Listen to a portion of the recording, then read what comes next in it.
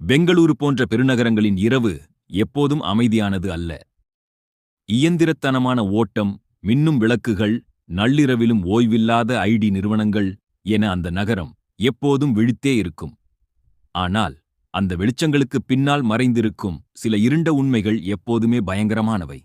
கார்த்திக்கிற்கு அன்றிரவு அப்படித்தான். ஒரு பயங்கரம். கார்த்திக் ஒரு மென்பொருள் பொறியாளன். அன்று அலுவலகத்தில் வேலைப்பளு அதிகமென்பதால் கிளம்ப நள்ளிரவு 2 மணியாகிவிட்டது.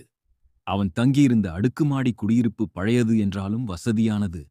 மொத்தம் 12 மாடிகள் கொண்ட அந்த கட்டிடத்தில் 10வது மாடியில் அவனது அறை இருந்தது.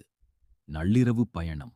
காரை பார்க் செய்துவிட்டு அபார்ட்மெண்ட் வாசலுக்கு வந்தான். வாட்ச்மேன் தனது கேபினில் ஆழ்ந்த உறக்கத்தில் இருந்தார். சுற்றிலும் இடுகாட்டு அமைதி. தூரத்தில் சில நாய்கள் ஊளையிடும் சத்தம் மட்டும் அந்த அமைதியை கிழித்தது. கார்த்திக் லிஃப்டை நோக்கினான். அந்த பழைய இரும்பு லிஃப்ட் ஏதோ ஒரு மாடியில் நின்று கொண்டிருந்தது. பட்டனை அழுத்தியதும் அது கிரீச் கிரீச் என்ற ஒலியுடன் கீழே இறங்கி வந்தது.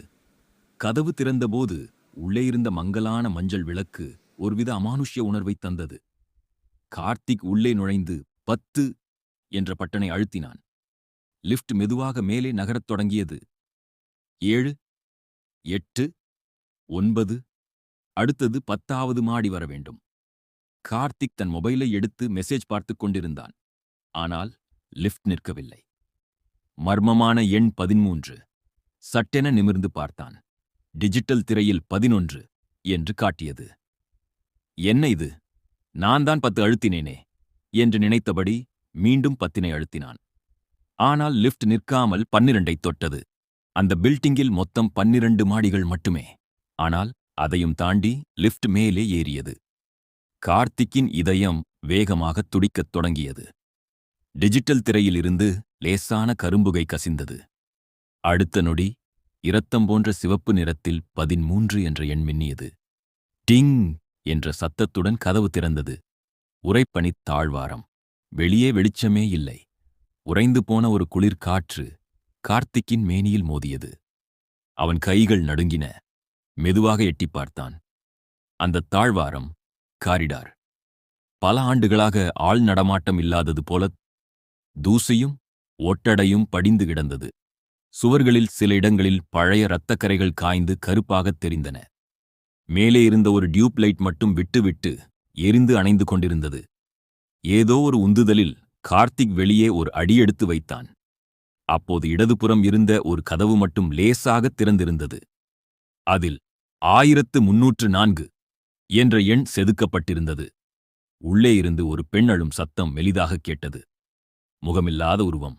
யாரது? யாராவது இருக்கீங்களா என்று கார்த்திக் நடுங்கும் குரலில் கேட்டான். பதில் இல்லை. அழுகுரல் மட்டும் அதிகரித்தது. கார்த்திக் அந்த கதவை தள்ளினான். உள்ளே ஒரு பெண், வெள்ளை நிற உடையில், நீண்ட முடியுடன் சுவரை பார்த்தபடி அழுது கொண்டிருந்தாள். ஹலோ மேடம், உங்களுக்கு என்ன வேணும்? இங்க எப்படி வந்தீங்க என்று கேட்டபடி அவளது தோளைத் தொடப் போனான். அந்த நொடி அழுகை நின்றது. அந்த உருவம் மெதுவாக, மிகவும் மெதுவாக தலையை திருப்பியது. கார்த்திக் பார்த்த அந்த தோற்றம் அவனது நரம்புகளை உறைய வைத்தது. அந்த பெண்ணிற்கு முகமே இல்லை. கண்கள் இருக்க வேண்டிய இடத்தில் 2 கரும் பள்ளங்கள். வாய் இருக்க வேண்டிய இடத்தில் ஒரு தையல் போடப்பட்டது போன்ற தழும்பு. அவள் கைகளை நீட்டியபடி கார்த்திக்கை நோக்கி காற்றில் மிதந்து வந்தாள். தப்பித்தல். அம்மா என்று அலறியபடி கார்த்திக் லிஃப்டை நோக்கி ஓடினான். அந்த உருவம் மிக வேகமாக அவனை துரத்தியது. லிஃப்டிற்குள் பாய்ந்து விழுந்து மூடும் பட்டனை வெறித்தனமாக அழுத்தினான். அந்த உருவத்தின் விரல்கள் லிஃப்ட் கதவை தடுக்கும் முன் கதவு தப்பென்று மூடியது. கார்த்திக் தரையில் அமர்ந்து மூச்சு வாங்கினான். லிஃப்ட் இப்போது வேகமாக கீழே இறங்கியது. 10 என்ற எண் வந்ததும் கதவு திறந்தது. அவன் பதறியபடி தன் அறைக்கு ஓடிச் சென்று கதவை உள்பக்கமாக பூட்டிக் கொண்டான். கடவுளே, என்ன இது? கனவா இல்லை நிஜமா என்று புலம்பியபடி பாத்ரூம் சென்றான். முகத்தில் குளிர்ந்த நீரை அடித்துவிட்டு கண்ணாடி முன் நின்றான். வியர்வையையும் பயத்தையும் துடைத்துவிட்டு நிமிர்ந்து கண்ணாடியை பார்த்தவனுக்கு உச்சகட்ட அதிர்ச்சி காத்திருந்தது. கண்ணாடியில் கார்த்திக்கின் முகம் தெரியவில்லை. அதற்கு பதிலாக அதே முகமில்லாத உருவம் கண்ணாடியின் மறுபுறம் இருந்து அவனது தோளைத் தொட்டபடி நின்று கொண்டிருந்தது. கார்த்திக்கின் அலறல் அந்த நள்ளிரவில் யாருக்கும் கேட்காமல் அடங்கிப் போனது. மூர்த்தி டாக்ஸ். நண்பர்களே, இந்த 13வது மாடி கதை உங்களுக்கு பிடித்திருந்தால் லைக் செய்யுங்கள். உங்கள் வீட்டில் லிஃப்ட் இருந்தால் இன்று இரவு செல்லும்போது கொஞ்சம் கவனமாக இருங்கள்.